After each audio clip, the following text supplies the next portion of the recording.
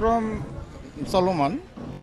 তো আমরা চেষ্টা করতেছি এখানে যেহেতু পতিতায়নগর হিসাবে যে আন্ডারগ্রাউন্ডটা আমরা দেখলাম, ওখানে যা যা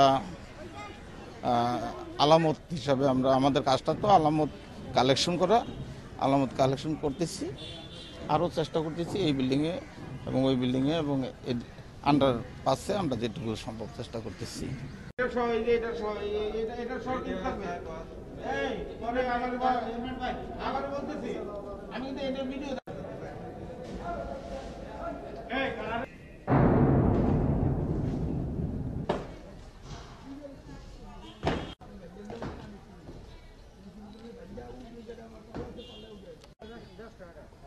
আমার পাল্লা বাচ্চারা